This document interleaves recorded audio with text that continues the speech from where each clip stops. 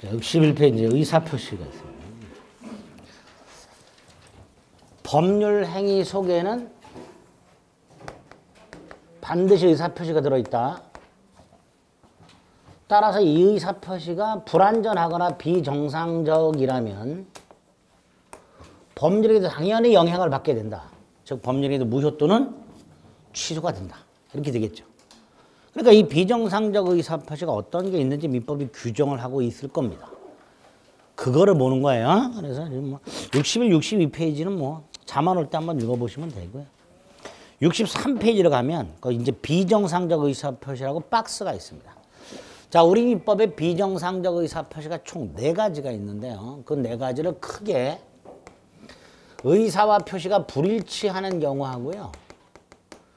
의사하고 표시는 일치하지만 하자가 있는 경우 이렇게 둘로 나누게 됩니다.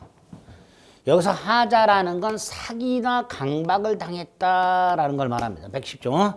그래서 하자 있는 의사표시 이퀄 사기 강박에 의한 의사표시 이렇게 됩니다. 특히 하자 있는 의사표시는 의사표시가 일치한다는 걸 잊으시면 안 됩니다. 반면 이제 의사표시가 불일치하는 거 이거를 이렇게도 부른다 그랬죠. 의사의 흠결. 같은 말입니다. 또는 107조를 보면 지인의 아님. 이렇게도 표현을 해놨습니다.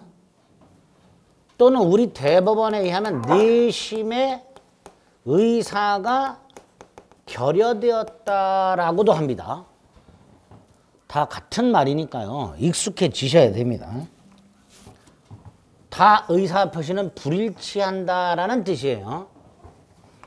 자, 이때 이 의사를 표시한 사람, 표의자라고 하는데 이 표의자가 자신의 의사표시가 불일치한다는 거, 즉 진위가 아니라는 걸 알고 있는 경우와 모르고 있는 경우로 나누게 됩니다. 자신의 의사표시가 불일치한다는 것을 알고 있는 경우, 모르고 있는 경우로 나눠서 알고 있는 경우가 2개, 진이 아닌 의사표시와 허위표시, 모르고 있는 게 109조 차고 이렇게 됩니다. 그래서 비진위 표시에서 이런 지문이 나온 적이 있어요. 비진위 표시는 표의자가 의사표시가 불일치한다는 것을 알고 있다는 점에서 착오와 구별된다. 옳은 지문이죠. 이렇게 지문이 나온 적도 있습니다. 일단 저 표를 머릿속에 딱 구별해서 기억을 하시고요. 그리고 하나하나 봐주시면 됩니다. 먼저 비진위 표시가 나왔습니다. 진이 아닌 의사표시라고도 하고요. 거기 의의 3번째 줄 보면 심리유보라고도 되어 있습니다. 심리유보라는 건 이제 속마음을 감춘다 이런 뜻입니다. 107조 1항 조문에 보면 이렇게 되어 있죠. 표의자가 진이 아님, 즉 의사표시가 불일치함을 알고 한 것이라도 그 효력이 있다. 자, 그 효력이 있다는 것은 표시한 대로 그대로 유효하다 이런 뜻이에요. 규범적 해석이죠. 근데 단서에 뭐라고 되어 있냐면 상대방이 알았거나 알 수 있었을 경우에는 그 표시는 무효가 된다 이렇게 되어 있죠. 이게 자연적 해석이죠. 여기서 알았거나를 악의라고 하고요. 알 수 있었다를 과실이라고 합니다. 결국 상대방의 악의 또는 과실이 있다면 무효가 된다. 이렇게 됩니다. 그리고 2항에서는 전항의 무효는 선의의 제3자에게 대항하지 못한다 이렇게 돼 있죠. 아까 선의의 제3자에게 대항할 수 있다를 절대적 무효라고 그랬죠. 근데 이건 대항하지 못한다고 돼 있으니까 상대적 무효라고 합니다. 107조 2항을 상대적 무효 이렇게 부릅니다. 자, 그러면 이 비진위 표시라는 게 도대체 뭐냐 이런 거죠. 무슨 의사 없이 뭐뭐 하는 경우 이게 비진위 표시가 됩니다. 증여 의사 없이 증여 즉 거짓 증여 사직의 의사 없이 사직서 제출, 거짓 사직서 제출. 이런 것들이 비진이가 되는 거예요. 증여 의사가 없음에도 불구하고 겉으로는 증여하겠다. 사직의 의사가 없음에도 불구하고 겉으로는 사직서를 제출하는, 쉽게 말하면 거짓말하는 게 비진이 표시가 됩니다. 이렇게 무슨 의사 없이 뭐뭐 하는 경우 이걸 비진이라 한다.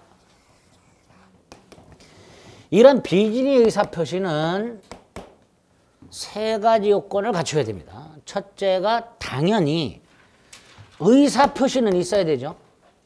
그렇죠? 의사의 통지 이런 거 안 되고요. 의사 표시가 있어야 돼요.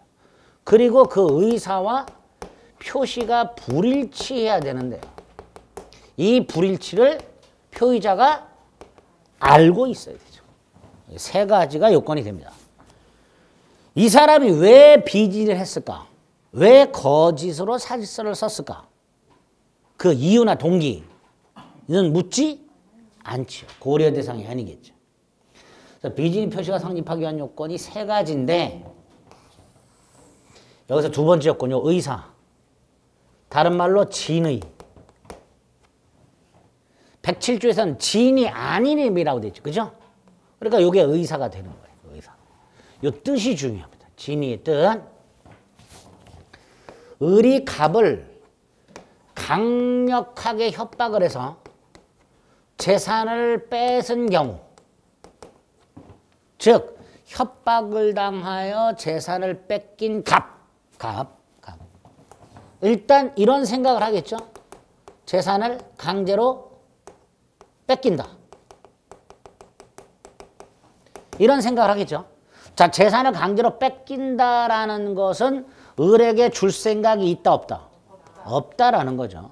나중에 되찾을 생각을 하는 거예요.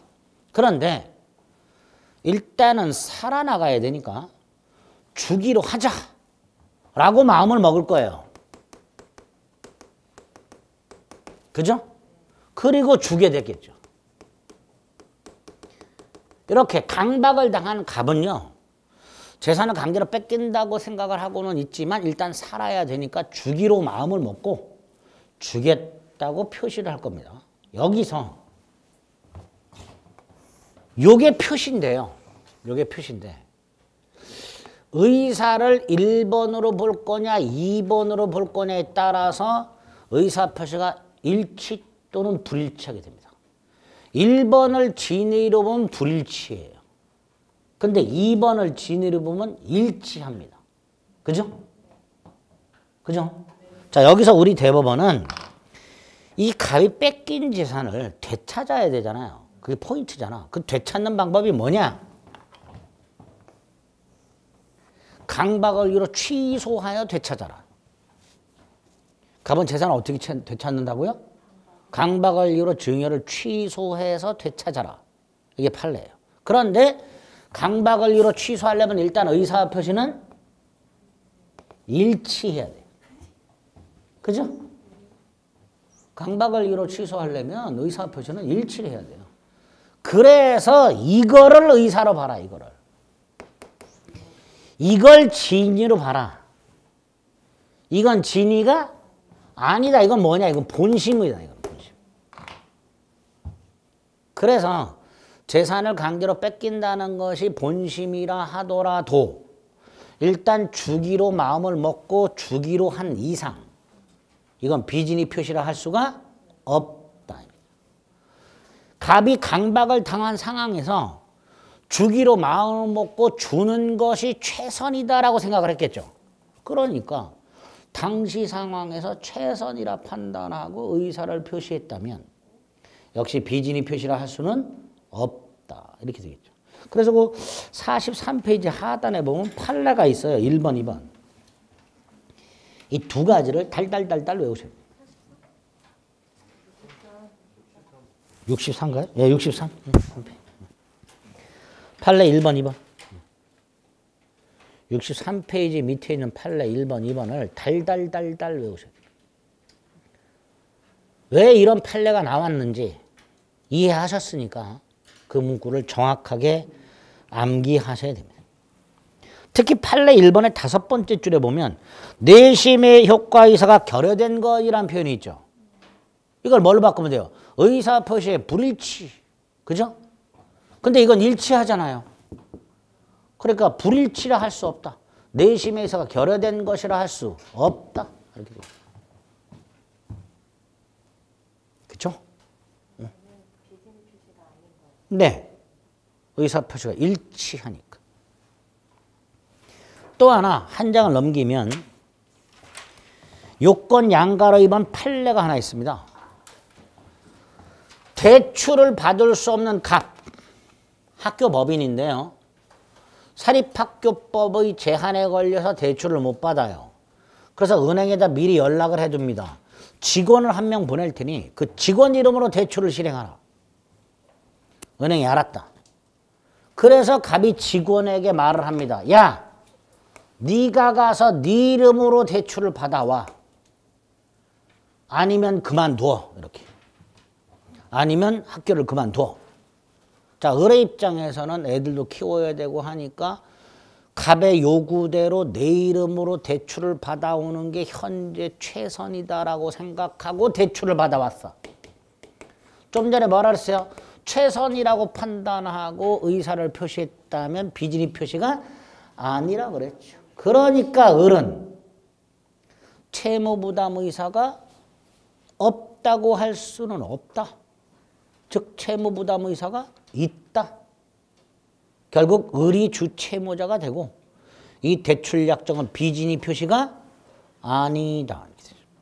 우리가 봤을 때는요. 학교의 요구에 따라 을이 자기의 이름으로 대출을 받을 때 을은 자기가 채무를 부담하겠다는 생각이 실제로는 있어요? 없어요? 없잖아요. 우리가 봤을 때는. 근데 대법원은 다르게 보는 거예요.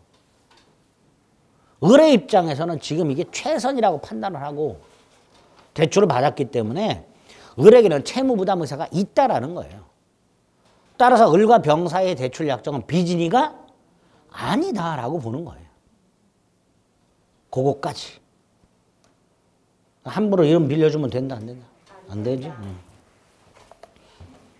큰일 납니다. 이거 했다가 16년을 고통받고 있는 사람이 한 사람 있어요. 이정환이라고 있어요. 법을 잘 아는 이정환이라고 한 명 있어요. 친구한테 이직거리 해줬다가 16년간 대신 갚고 있는 놈이 하나 있어요. 개 짜증나. 가족은 알고요? 알죠. 한 10년 정도 지나서 걸렸어요. 와이프한테. 그 이후로 집안에서 권력이 완전히 추가 기울어서 집에서 아무것도 못합니다. 집에서. 주말마다 이제 집안일 해야 되고요. 아주 슬픈 인생을 살고 있습니다. 개 짜증나. 이 판례만 보면 아주 개 짜증나. 어디 가서 말도 못해. 쪽팔려서. 알면서도. 자, 어쨌거나 하여튼 이제 이 판례 안 잊어먹겠죠. 정환이 생각하면 되니까. 자, 어쨌든 쓰지 말고 뭘 또 써. 에이 진짜. 자, 어쨌든 이게 지금 비진 표시 요건 3가지입니다. 기억하셔야 됩니다. 자, 효과는요. 아까 원칙적으로 유효하다 그랬죠. 유효하다는 게 뭐예요? 표시한 대로 그대로 유효라는 거예요. 그래서 판례가 하나 있죠. 사립대 교수가 물의를 일으켰고요. 사직에 의사 없이 사직서를 제출했는데 이사회가 수리를 싹 해버렸네. 나중에 사직에 의사가 없었습니다. 울고불고 해봐야 소용없다. 사직의 효과는 그대로 발생한다. 그게 원칙이죠. 그게 하나 있죠. 원칙 유효가 있고요. 그 밑에 판례가 하나 있습니다. 그 판례가 사립대 교수의 거짓 사직서입니다. 반면에 오른쪽 예외적으로 무효가 된다 그랬습니다. 어떤 경우 상대방이 알았거나 알 수 있었을 경우. 대표적인 게 어떤 거예요? 회사가 구조조정을 위하여 근로자들에게 일괄 사직서 제출을 요구. 그래서 근로자가 사직서를 냈어. 이때 근로자 사직의 의사가 있다 없다? 없지. 그러니까 비진이에요. 그런데 회사는 이미 알아. 회사 방침에 따라 사직서를 제출하라고 했기 때문에 회사 입장에서는 근로자가 사직의 의사 없이 사직서를 제출한다는 걸 알아. 따라서 그 사직서 제출은 무효. 따라서 사직, 즉 퇴직의 효과는 발생하지 않는다. 이게 예외가 되겠죠. 그죠? 그 다음에 그 65페이지 판례 밑에 동그라미 2번에 보면 비진입 표시 규정은 대리권 남용에 유추 적용된다라고 돼 있습니다. 체크해 뒀다가 나중에 대리 가서 다시 한번 살펴볼 겁니다. 그리고 비진입 표시가 예외적으로 무효가 되었다 하더라도 그 밑에 제3자에 대한 관계가 나와 있죠. 이 제3자에게는 대항하지 못한다 그랬죠. 자, 그거를 이해를 해봅니다. 갑이 을에게 증여 의사 없이 A 토지를 증여를 하고 등기까지 넘겨줬다. 자, 무슨 의사 없이 뭐만 했으니까 비진이죠. 원칙이 유효라 그랬죠. 즉 증여가 유효가 돼요. 그럼 이것도 유효죠. 다시 말해서 을은 A 토지 소유권을 취득합니다. 그러니까 을이 병한테 팔았을 때 병도 이런 사정을 몰랐든 알았든 소유권을 취득하겠지요. 이게 대원칙이 되는 거예요. 그런데 을이 만약에 갑에게 증여 의사 없음을 알았거나 알 수 있었다면 그때는 증여가 뭐가 되고 효가 되고 따라서 등기도 뭐가 되고 무효가 되고 즉 을은 소유권을 취득할 수가 없고 그래서 을이 병한테 팔았을 때 병은 원칙적으로 선이든 악이든 소유권을 취득하지 못해야 돼요. 그런데 107조 2항에서 병이 선이라면 병에게는 무효를 주장할 수 없다. 갑이 병에게 야 나와 을 사이의 증여는 무효야 너도 무효야 라고 주장할 수가 없단 말이죠. 다시 말해서 병은 유효가 되는 거예요. 즉 병은 소유권을 취득하게 됩니다. 물론 병이 악의라면 소유권을 취득할 수가 없겠죠. 이게 비진입 표시의 원칙과 예외 효과가 되는 건데요. 여기서 이제 첫째, 을이 악의 또는 과실이 있다면 무효죠. 그죠? 그러니까 유효하려면 을은 뭐 해야 돼요? 선의 무과실이어야 돼요. 선의 무과실. 유효하려면 갑의 비진이가 유효하려면 을이 선의 그리고 무과실해야 돼요. 여기서 나중에 갑과 을이 소송이 붙었을 때 을의 선의 무과실을 대법원이 추정을 해줍니다.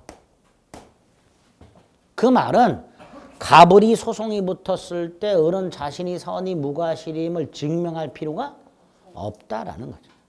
즉 무효 주장자가 상대방의 악의 또는 과실을 입증해야 된다라고 얘기하게 됩니다. 두 번째, 을이 악의 또는 과실이 있어서 무효가 되었는데 제3자에게 넘어갔더라. 이때 제3자의 선의도 추정을 해줍니다. 그러니까 나중에 갑이 병하고 소송이 붙었을 때 병은 자신이 선임을 증명할 필요가 없게 됩니다. 그리고 107조 2항에서는 분명히 선의의 제3자라고만 돼 있죠. 선의 무과실의 제3자가 아니라 선의의 제3자라고만 돼 있습니다. 그 말은 제3자가 선의이기만 하면 과실이 있든지 없든지 묻지 않고 보호된다 이런 뜻이에요. 제3자는 선의이기만 하면 과실이 있더라도 보호된다. 선의는 두 종류예요. 선의 무과실과 선의 과실. 그런데 107조 2항은 그냥 선의의 제3자라고만 되어 있기 때문에 이 제3자가 선의이기만 하면 선의 무과실이든 선의 과실이든 따질 필요 없이 보호된다. 이렇게. 세 번째로 이 선의의 제3자가 나중에 이게 무효라는 사실을 알게 되었을 때 이 선의의 제3자가 무효를 주장하는 것은 괜찮다라는 게 판례예요. 예를 들어 갑이 을에게 증여의사 없이 증여한 땅이 1억짜리인데 을이 선의병에게 3억에 팔았을 때 선의병은 1억짜리를 3억에 샀으니까 차라리 무효라고 주장하여 땅을 돌려주고 3억을 회수하는 게 더 이길 수 있겠죠. 그래서 어느 누구도 선의의 제3자에게 무효를 주장할 수 없지만 선의의 제3자가 스스로 무효를 주장하는 것은 괜찮다 라고 해석을 하게 됩니다. 네 번째, 선의의 제3자와 거래한 전득자는 당연히 선악, 불문하고 보호된다 이렇게 되겠죠. 선의의 제3자가 보호된다는 것은 선의의 제3자가 권리를 취득한다는 거죠.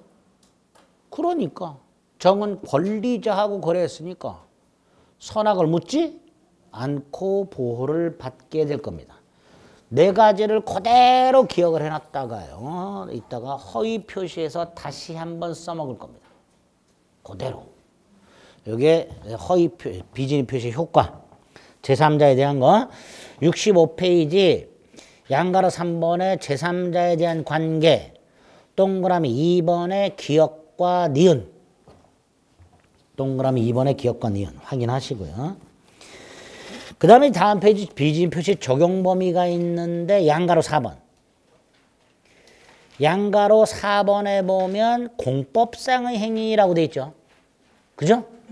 우리 민법상 의사표시, 이 비정상적인 의사표시에 관련된 규정들은 개인과 개인 간의 평등한 관계, 이걸 사법관계라고 합니다. 여기에 적용을 합니다. 당연하죠.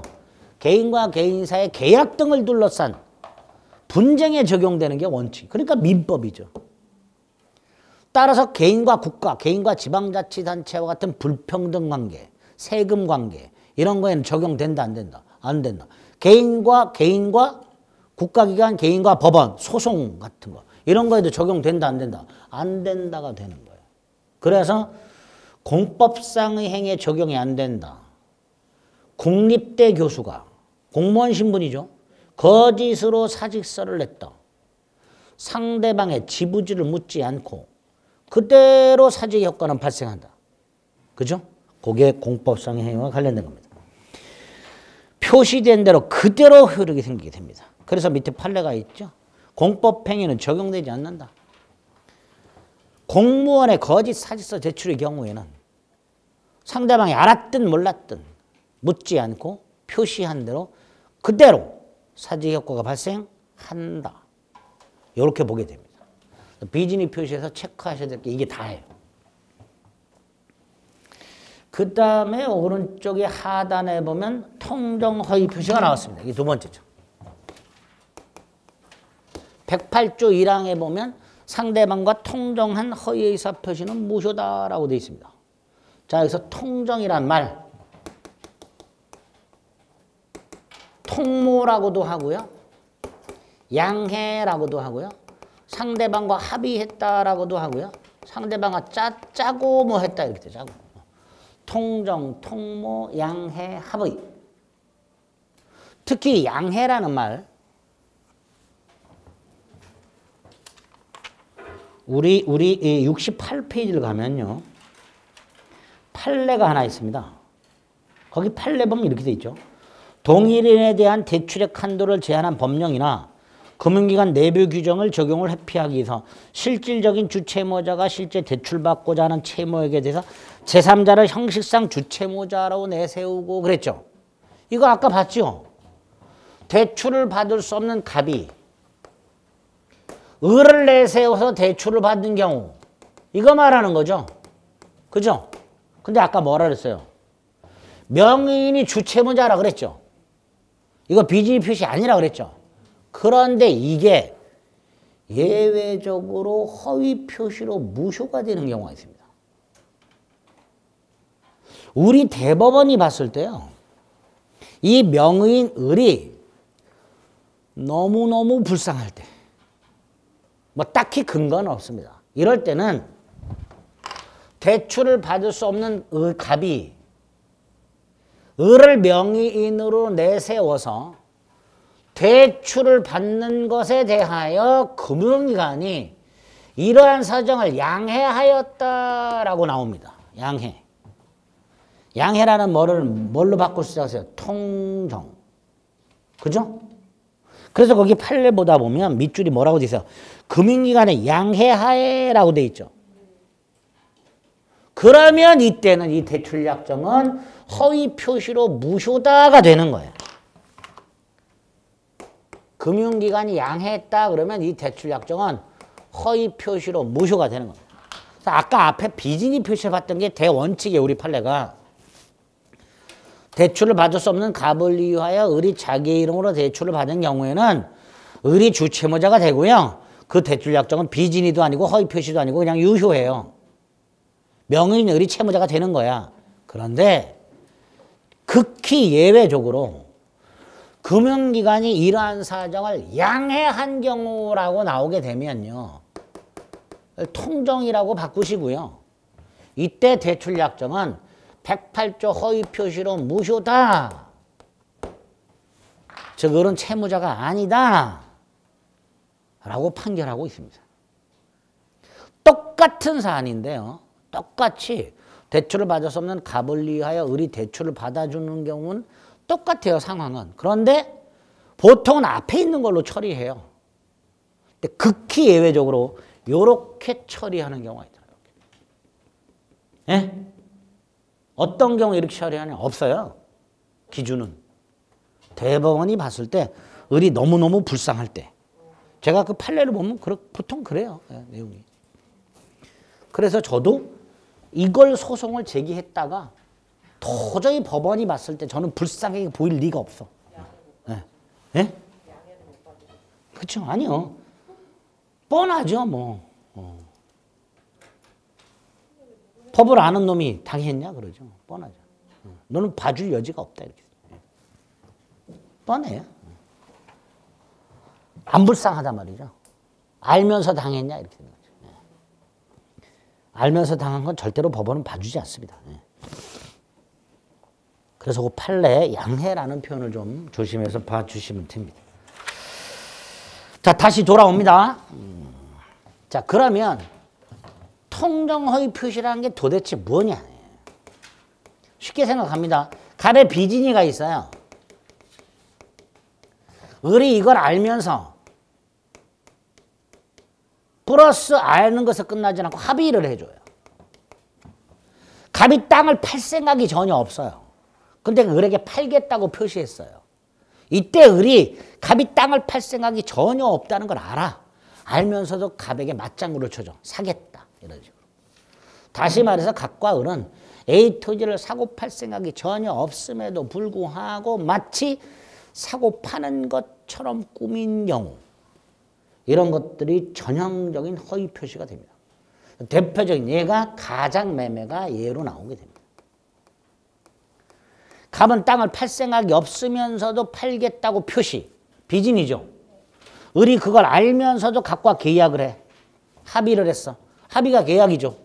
그러니까 이런 게 전형적인 허위 표시가 됩니다. 즉 상대방과 합의한 비진이 이게 허위 표시가 됩니다. 그러니까 요건 비진이 표시 요건 3개 의사표시가 있을 것, 의사표시가 불일치할 것, 표의자가 불일치를 알고 있을 것, and 하나 추가 상대방과 합의가 있을 것. 즉 상대방이 표의자의 비진이를 알면서 플러스 통정을 할 것. 이렇게 되겠죠. 그죠? 이게 허위 표시 요건이 되는 거예요. 효과는 당연히 무효겠죠. 상대방이 갑의 비진이를 알면서 합의까지 해줬으니까 무효 이렇게 되겠죠. 그리고 그 무효를 가지고 또다시 선의의 제3자에게는 대응하지 못한다. 자, 여기서 허위 표시는 사례 형태로 나오는 가장매매를 조심하자 일단. 요 사례 형태로 나오는 걸 해결하실 수 있어야 됩니다.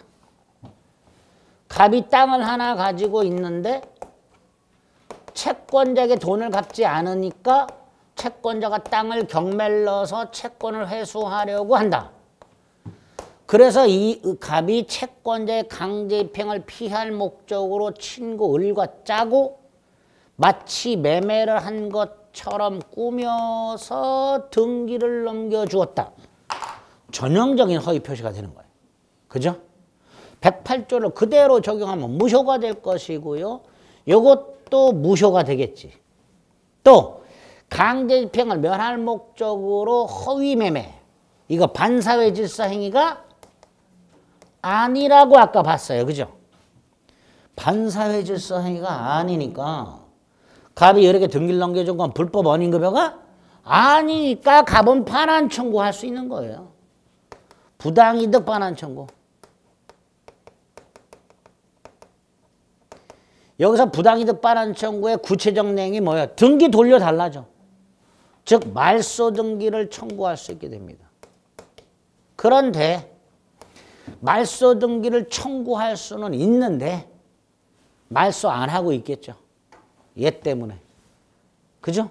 그러니까 갑의 채권자 입장에서는 이거 말소시켜야 돼요. 이 땅 등기부에는 현재 소유권자 을이라고 등기가 돼 있단 말이죠. 그러니까 갑의 채권자는 경매를 신청을 못해요. 즉 등기를 갑의 이름으로 돌려놔야 등기 신청이 가능해집니다. 그래서 갑의 채권자 입장에서는 이 등기를 말소시키는 방법을 생각하게 될 텐데 그게 뭐냐? 아까 봤던 채권자 취소권이 됩니다.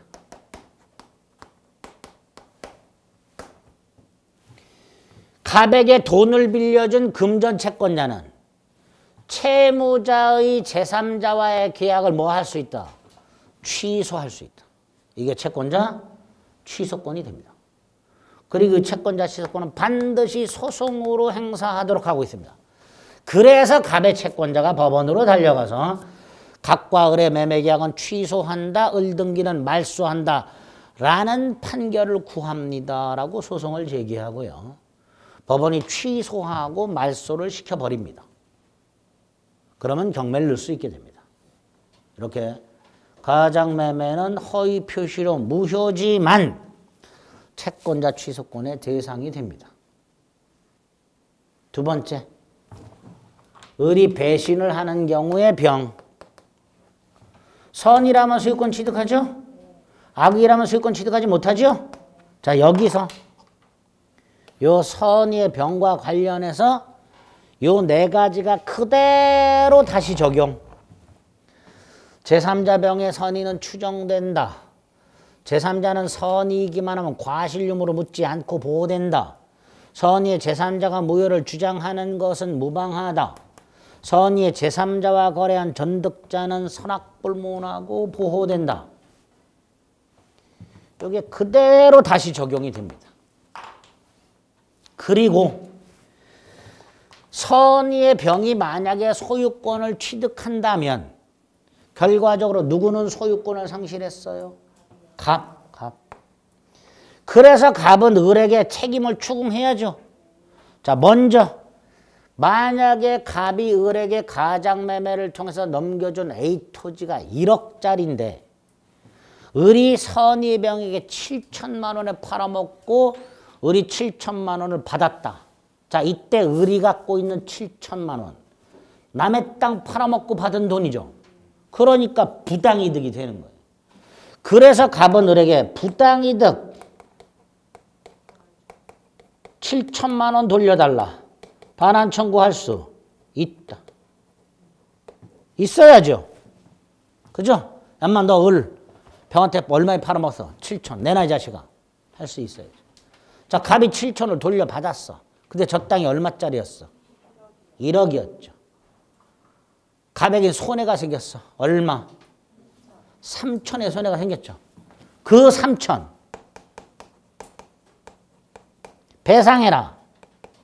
청구할 수 있어야죠. 이렇게 가장 매수인이 선의의 제3자에게 부동산을 매각함으로써 가장 매도인이 소유권을 상실하게 된 경우 가장 매도인은 가장 매수인을 상대로 부당이득 반환 청구할 수 있고 손해 배상도 청구할 수 있다. 이렇게 됩니다. 이렇게 돼야 되죠. 지금 이 그림에서 어떤 놈이 제일 나쁜 놈이에요? 을이 제일 나쁜 놈이죠. 그죠? 가장매매도 한 놈이면서 갑을 배신까지 한 놈이니까. 손해까지 배상. 요 법률관계를 정확하게 숙지를 하셔야 됩니다. 그리고 이거하고 구별을 해야 될 게 하나 있다. 갑이 을에게 A 토지를 증여를 했는데 증여세가 너무 많이 나와. 그래서 이 증여한 것을 감추고 은닉, 증여했다는 걸 숨기고 마치 매매를 한 것처럼 꾸며서 등기를 넘겨. 이거하고 구별하자. 첫째, 매매한 적 없죠. 매매한 것처럼 꾸몄을 뿐이죠. 그러니까 이건 허위 표시로 무효해. 근데 실제로 증여는 한 거지. 요건 갖추면 유효 이렇게 되죠. 그래서 은닉행위, 숨겨진 행위는 숨겨졌다는 이유만으로 무효가 되는 건 아니다. 이렇게 됩니다. 요건 갖추면 유효가 됩니다. 여기서 증여가 유효라면 등기도 유효. 등기가 유효라는 건 을은 뭘 취득? 소유권을 취득. 그러니까 을이 만에 하나 병에게 팔았을 때 병은 소유자하고 거래한 거잖아요. 그러니까 이 병이 이런 사정을 몰랐든 알았든 병은 소유권을 취득해요. 한다가 되겠지. 이렇게 될 겁니다. 그래서 가장매매 사례 형태와 가장행위, 은닉행위 사례 형태의 법률 관계를 분명하게 구별해서 기억하셔야 됩니다. 특히 두 군데가 엄청난 차이가 있죠.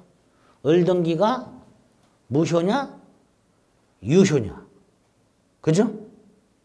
그래서 을과 거래한 제3자가 선의만 보호되냐, 선악불문하고 보호되냐. 차이가 있죠, 분명히. 헷갈리지 않고 정확하게 숙지를 하셔야 됩니다. 두 번째, 허위 표시에서 자주 등장하는 문제 중에 하나가 또 108조 2항의 제3자가.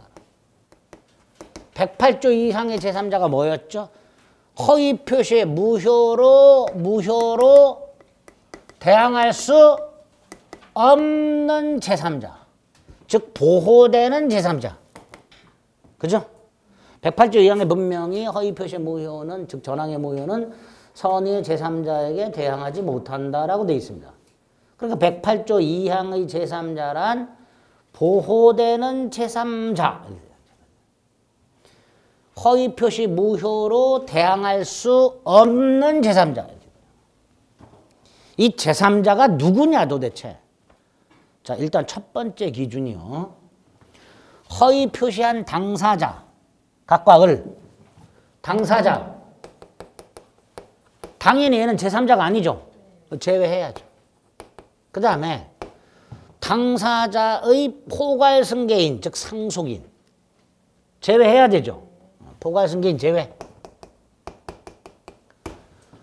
즉 허위 표시를 한 당사자 및 포괄승계인을 제외한 자 중에서 첫 번째 건 허위 표시를 기초로 새로운 이해관계를 맺은 자, 허위 표시를 기초로 새로 거래한 자, 즉 허위 표시가 있고 나서 새로 거래한 사람, 허위 표시 이후에 등장한 사람. 그죠? 허위 표시를 기초로 새로운 이해관계를 맺었다라는 것은 허위 표시가 있고 나서 새로 거래한 사람이죠. 세 번째, 이 거래한 게 진짜 권리, 가짜 권리. 가짜 권리죠. 을등기 무효예요. 병은 지금 모르고 을로부터 소유권을 산 거죠. 근데 그 을의 소유권이 진짜예요, 가짜예요? 가짜죠. 그죠?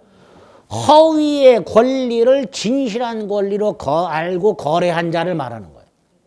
그게 새로운 이해관계를 맺었다의 뜻이 됩니다. 그래서 허위 표시를 기초로 새로운 이해관계를 맺었다는 건 두 가지 의미예요. 하나는 허위 표시 이후에 등장했다라는 말이고요. 또 하나는 허위 표시가 있으면 가짜 권리가 생기잖아요. 이렇게 허위의 권리가 생겨요. 그 허위의 권리를 기초로 새롭게 거래한 사람이니까 결국 허위 권리를 진짜 권리로 착각하고 거래한 자를 말하게 됩니다. 그게 제3자의 기준이 되는 거예요. 그지같이 어렵죠, 기준이. 그죠? 자, 정리합니다. 허위 표시한 당사자 및 상속인 등을 제외한 자 중에서 허위 표시 이후에 거래를 했고 허위 권리를 진실한 권리로 믿고 거래했고 그 사람이 제3자라고. 이런 기준에 따라서 제3자에 해당하는 사람과 해당하지 않는 사람을 구별해야 돼요. 이거 구별하라가 시험 문제 또 잘 나옵니다. 그래서 일단 먼저 어디를 확인하시냐면 70페이지에 보면 심화에 보면 허위 표시에 대항할 수 있는 제3자 해당 여부라고 해서 해당하는 경우와 해당하지 않는 경우라고 돼 있어요. 1번에 해당하는 경우가 뭐예요? 보호되는 제3자예요. 반면에 2번은 아닌 거죠. 그죠?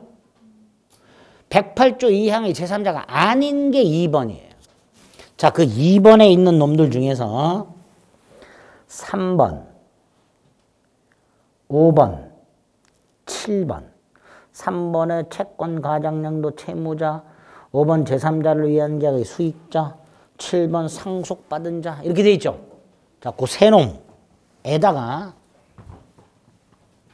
두 놈 추가합니다.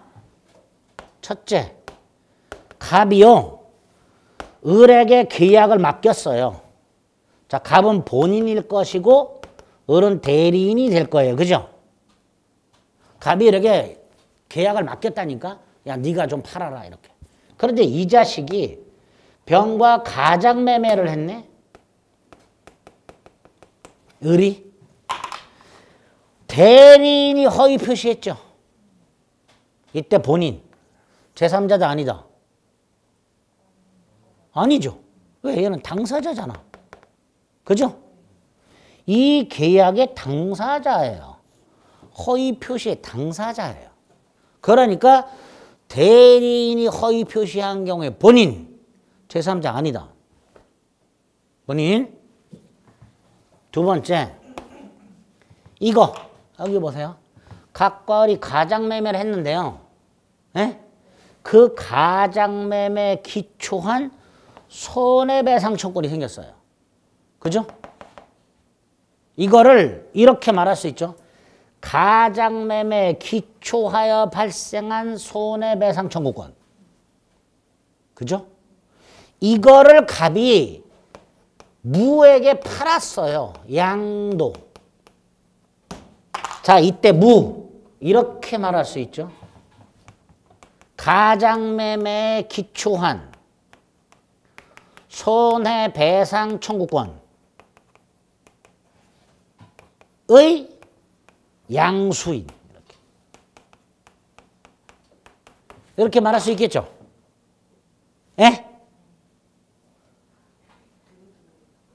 아니 아까 손해배상 청구권 이때문에 이따 그랬잖아요. 아니 미리 그래서 떡밥을 깔았구만. 여기 이렇게 1억짜리를 7천에 팔아 처먹어서 얘한테 3천의 손해가 생겼다니까. 그런 권리가 있다니까. 갑이 그걸 팔았다니까. 무한테 3천만 원짜리 채권을. 에? 그렇게 생각하면 큰일 난다니까. 왜 사냐고 생각하면요 이해가 안 되는 거야. 샀대. 끝. 왜 샀지? 병신처럼. 그러면 안 된다니까. 에? 샀어. 무가. 이때 무가 108조 2항의 제3자냐 말이죠. 그것만 생각하자 말이죠. 아니라는 거예요. 왜 아니야? 이 진짜 권리잖아요. 그래서 제가 아까 떡밥을 깐 거야. 가짜 권리를 진짜로 믿고 산 놈만 108조 2항의 제3자라고. 근데 이건 진짜 권리란 말이죠. 진짜 가면 3천의 손해배상 청구권이 있잖아. 지문에 나왔어요. 답으로. 108조 행위 제3자 아닌 놈 해갖고 답으로 가장매매에 기초한 손해배상 청구권의 양수인이 답으로 나왔다니까. 기억해야죠. 예? 모르겠는데요. 그러지 말고. 외우자고. 안 되면 구겨 넣어. 예? 이 두 놈은 이미 답으로 여러 번 나왔어요. 대리인의 허위 표시에서의 본인, 가장매매에 기초한 손해배상 청구권의 양수인, 아닌 놈 골라라 해서 벌써 답으로 나왔다. 예? 세 번째 아까 봤던 채권 가장남 채무자. 자, 세 번째. 갑이요. 병에게 1천만 원 채권을 갖고 있어요. 채권을 갖고 있어 진짜로. 갑이 병한테 2천만 원 빌려준 게 있어. 그런데 이거를 을한테 가짜로 팔았어. 왜 또 가짜로 팔았냐요? 그거 생각하지 마세요. 가짜로 팔았어. 이렇게 채권 가장양도의 채무자. 얘가 108조 2항 허위 표시 제3자 맞냐? 아니다. 왜 아니냐? 얘는 허위 표시 이전 채무자잖아. 이전. 그죠? 그러니까 아니라는 거예요. 아니다. 108조 2항의 제3자는 허위 표시 이후에 새로 거래한 사람이어야 되는데 얘는 가장양도 이전 채무자잖냐. 그러니까 제3자가 아니잖냐. 예? 여기서 제3자가 아니게 어떤 효과가 있나요? 이런 걸 생각하지 말라니까. 머리 딱딱 아프다니까. 네 번째, 갑이 을한테요 땅을 팔아요. 그러면서 대금은 병한테 주라 그랬어. 그래서 을이 알았다 그랬어. 그래서 병이 을에게 수익의 의사를 표시해서 얘가 대금 채권이 생겼어. 이런 걸 무슨 계약이라고 하죠? 제3자를 위한 계약. 네? 우리 계약법에서 했잖아요. 제3자를 위한 계약. 각과 을이 매매 계약을 하면서 대금은 병에게 지급할 것을 약속. 그래서 병에게 권리가 생겨. 제3자를 위한 계약. 이때 얘를 뭐라고 불러요? 수익자. 예? 얘를 요약자, 얘를 낙약자, 얘를 뭐라고 불렀어요? 수익자. 그런데 이게 허위 표시야. 이때 얘 108조 양의 제3자냐? 아니다. 예? 이거 하고 나서 새로 거래한 게 아니잖냐 얘는. 요 계약을 통해서 권리가 생긴 거잖냐. 그쵸? 제3자를 위한 계약의 허위 표시일 때 수익자. 108조 2항의 제3자가 아니다. 예? 다섯 번째 상속인은 당연히 아닐 것이고요. 아까 포괄승계는 안 된다 그랬으니까. 그래서 오늘 다섯 놈 기억하자. 아닌 놈 다섯. 지난 순환에 3명인가를 체크를 했을 겁니다. 그런데 오늘은 다섯 놈을 기억하는 거예요. 대리인의 허위 표시에서의 본인, 가장매매에 기초한 손해배상 청구권의 양수인, 채권 가장양도의 채무자, 에? 허위 표시인 제3자를 위한 계약의 수익자, 당사자의 상속인, 다섯 놈. 기억하실 수 있겠어요? 외워야 돼요. 너나 외우고 그러지 말고요.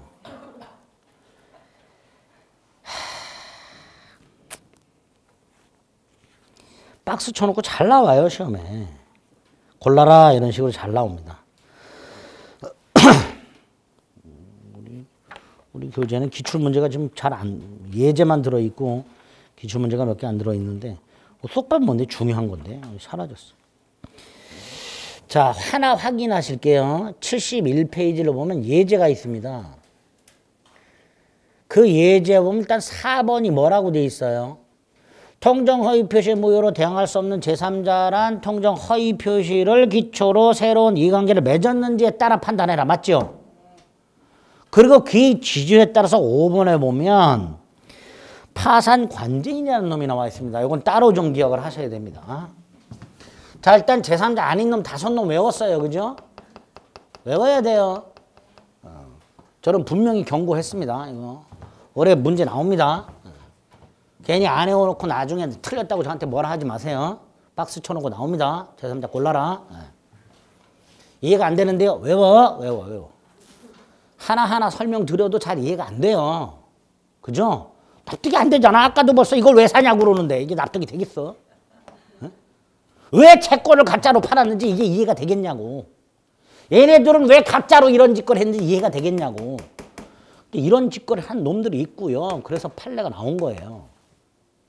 아, 이런 일들도 벌어지는구나. 받아들이고 외워야 된다니까. 에? 이런 경우도 있더란 말이죠. 지금 그 동그라미 5번과 관련해서 갑이란 놈이 을과요. 가짜 소비대차 계약을 했어요. 돈 빌려주는 계약인데 진짜로 빌려준 게 아니고요. 빌려준 것처럼 계약서를 썼을 뿐이야. 그럼 얘는 가짜 채권자이고요. 얘는 가짜 채무자가 돼요. 그죠? 가짜 채권자, 가장대주. 가짜 채무자, 가장차주. 문제가 생겼어요. 이 자식이 파산을 했어. 우리 금융기관 같은 경우 옛날에 문 닫은 경우 많죠. 그죠? 근데 그 금융기관들이 가짜로 돈 빌려준 게 많았었단 말이죠. 부풀려진 게. 예? 1억 빌려주고 2억 빌려줬다고 2억 빌려줬다고 이런 식으로. 예전엔 금융기관들이 그런 식으로 많이 했단 말이죠. 왜? 자산 규모를 키우려고. 빌려준 돈이 훨씬 많은 것처럼 많이 해놨단 말이에요. 근데 파산했단 말이에요. 파산 관제인이 선입이 돼. 그럼 얘는 파산한 자의 재산을 찾아가지고 파산한 자의 재산을 확보해서 이 파산한 사람의 채권자들이 있을 거 아닙니까? 그죠? 채권자 A, 채권자 B, 채권자 C 얘네들이 있을 거란 말이에요. 얘네들한테 빚잔치를 대신해 주는 게 파산관제인이에요. 그러니까 법원으로부터 파산관제인이 되면 제일 먼저 하는 일이 파산한 사람의 재산을 확보하는 게 제일 먼저 할 일이에요. 재산 파악하는 게. 파악을 하다 보니까 1억 채권이 있더란 말이죠. 갑이 을에게. 그 당연히 갚으라고 했겠지. 그죠? 그럼 얘는 뭐라 그랬을까? 가짜라 그랬겠지. 그럼 얘는 뭐라 그랬을까? 제3자라 그랬겠지 나는. 그죠? 일단 제3자라 그랬겠죠. 어떤 제3자? 선의의 제3자. 라고 했을 거예요. 그죠? 왜? 108조에서 허위 표시 무효는 선의의 제3자에 대항하지 못한다 그랬으니까 파산관제는 당연히 나는 선의의 제3자다 그랬을 거예요. 그렇겠죠? 자, 여기서 일단 얘가 제3자냐? 우리 대법원은 파산관제인을 파산한 자의 포괄 승계인으로 봅니다. 왜? 파산한 사람의 모든 재산을 관리하기 때문에. 파산한 자의 모든 채권 채무를 관리하기 때문에 파산한 사람의 포괄 승계인으로 봐요. 포괄 승계니까 제3자가 아니어야 되죠. 근데 포괄 승계인인데 제3자래. 예외예요, 이게 또. 허위 표시한 놈의 포괄 승계인이지만 제3자다. 이게 판례예요. 그러니까 나오는 거예요, 이게. 분명히 우리 대법원은 허위 표시한 자의 포괄 승계인은 제외한다 그래 놓고 얘는 제3자래. 그래서 나와요. 두 번째. 왜 제3자로 보는지 정말로 궁금하신 분은 찾아오세요. 제가 설명을 드릴 테니까. 두 번째. 얘가요. 이게 가짜라는 걸 알고 있었어요. 그럼 악의잖아. 그죠? 악의잖아요. 그럼 보호돼야 안 돼요? 안 될 거 아니야. 근데 우리 대법원이 야, 너 선악 너 가지고 판단하는 게 아니야. 얘네들 갖고 판단해. 얘네 채권자들. 채권자 ABC 한 사람이라도 선이라면 파산관계인 너는 선이. 예? 아주 중요해요. 108조 2항의 제3자와 관련해서. 그래서 단독으로 나와요. 이렇게 5번처럼. 뭐라고 돼 있어요? 통정허위 표시 무효로 대항할 수 없는 제3자 해당하는 여부를 판단할 때 파산관계인은 파산 채권자 얘네들이 전원이 악의가 되어야 너도 악이다. 한 놈이라도 선이라면 즉 한 놈이라도 이 채권이 가짜라는 걸 모르고 있었다면 너도 모르고 있었던 거다. 즉 파산관계인의 선악은 파산관계인 자신의 선악이 아니라 총 파산 채권자의 선악을 가지고 판단해나가 판례예요. 그거를 이렇게 시험 지문에 간혹 냅니다. 파산관계인이라고. 근데 5번 지문 설명을 듣지 않고 봤어. 뭔 개소리인지 그러겠죠. 이렇게 난다니까요. 설명을 들어도 긴가민가한데. 그죠? 이런 구조예요. 5번 지문. 따로 기억하셔야 돼요. 제3자 인놈 중에서. 아닌 놈을 외워야 되는데 부득 인놈 중에서 요 놈은 좀 기억을 해야 됩니다. 포괄승계인이지만 제3자로 보고 있고 나아가 선악도 파산관계인 자신의 선악이 아니라 파산한 자의 채권자들의 선악을 가지고 판단하고 있다는 거. 아주 지극히 예외적이고 독특한 판례가 됩니다. 왕왕 허위 표시에서 출제를 하고 있습니다. 됐죠? 네, 제3자 아주 중요합니다. 자, 그러면 67페이지에 통정허위 표시 108조 1항 2항 조문 확인하시고 밑에 의 확인하시고요. 다음 페이지 요건에 동그라미 1번부터 4번까지만 보시면 되죠. 5번 볼 필요가 없죠. 왜 허위 표시했는지 이유나 동기는 묻지 않는다 그랬고요. 양가라 3번에 동그라미 기억 4줄이 있고요. 오른쪽에 니은 있죠. 채권자 취소권의 대상이 된다가 돼 있고요. 동그라미 2번에 제3자에 대한 효력이 나왔고요. 다시 기역과 니은과 디귿과 리을이 나와 있죠. 기역, 니은, 디귿, 리을 머릿속에 넣어야 되죠. 그 다음에 아까도 말씀드렸듯이 심화, 허위 표시의 제3자 인놈과 아닌 놈들 있죠. 그죠? 그 아닌 놈들 중에 아까 기억하시자 그랬고요. 왼쪽 기출에 또 나와 있죠. 기출 3번째, 4번째, 5번째. 5번째가 뭐예요? 대리인의 허위 표시에서 본인. 그죠? 그리고 아까 말씀 요거 하나 추가. 가장매매에 기초한 손해배상 청구권의 양수인. 따로 기억하셔야 돼요. 자, 밑에 5번에 구별 개념이 있습니다. 확인하시기 바랍니다. 됐지요? 이 정도. 허위 표시에서 확인하셔야 돼요. 1, 2월 달에 했던 것보다 조금 더 했습니다. 조금 더 했는데 어렵죠. 어려워요. 특히 허위 표시는 제3자와 관련된 게 많이 어려워요. 박스로 나오거든요. 근데 이게 올해 나올 때가 됐어. 불행하게도. 박스 쳐놓고 제3자 있는 아니면 몰라라. 나올 때가 됐어요. 올해. 기억하셔야 돼요. 아시겠죠? 자, 오늘 문제를 좀 복습해 보겠습니다.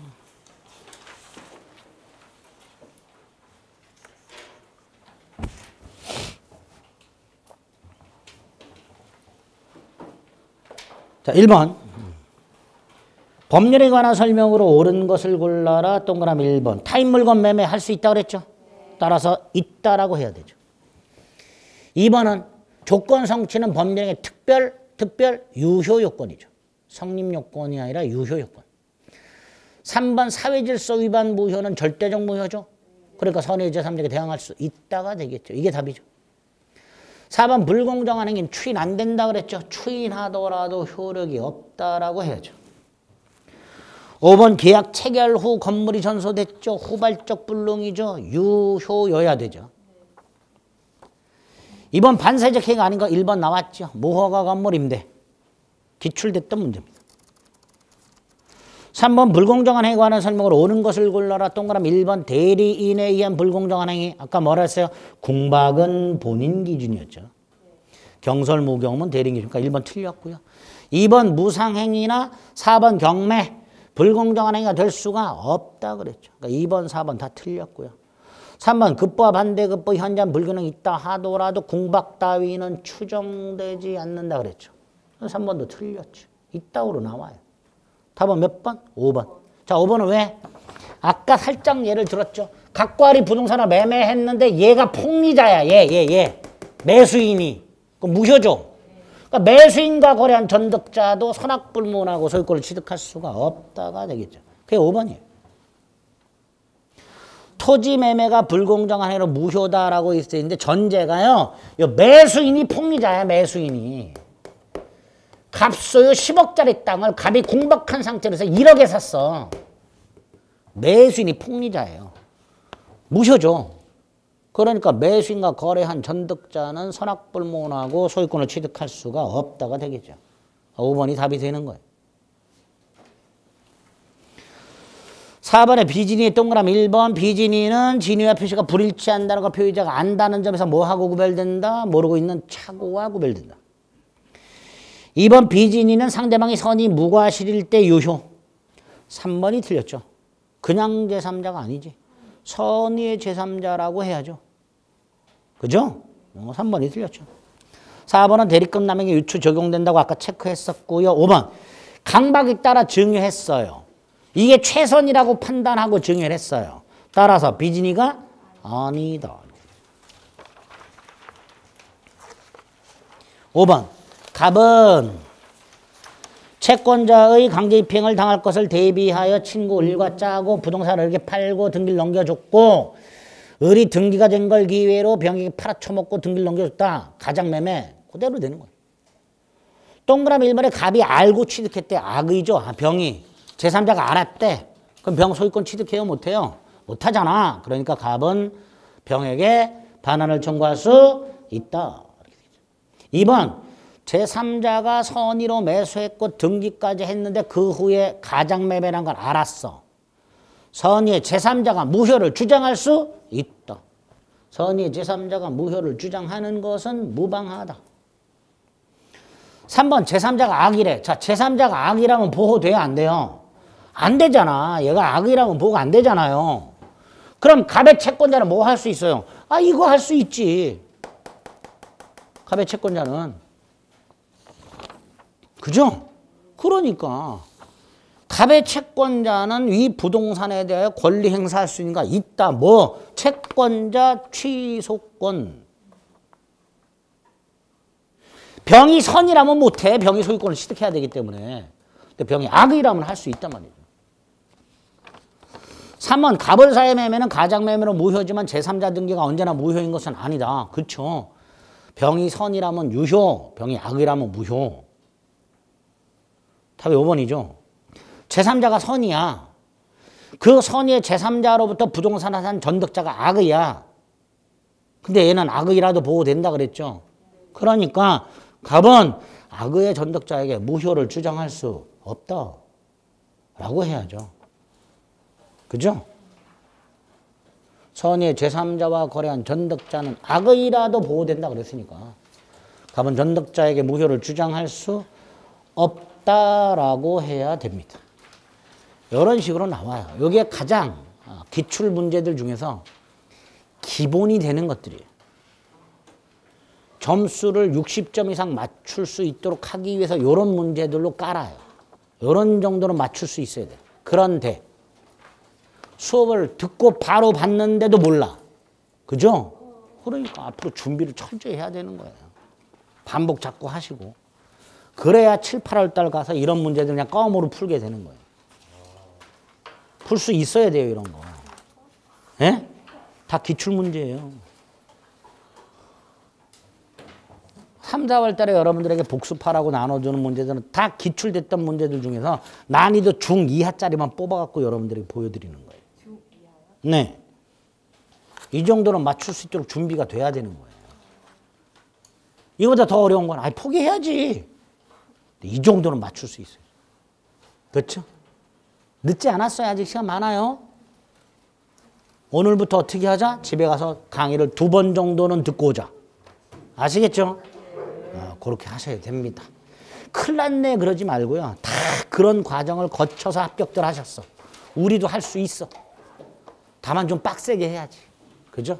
요즘 같은 경우 작년, 재작년 2년 동안 이렇게 수험생들을 보면요.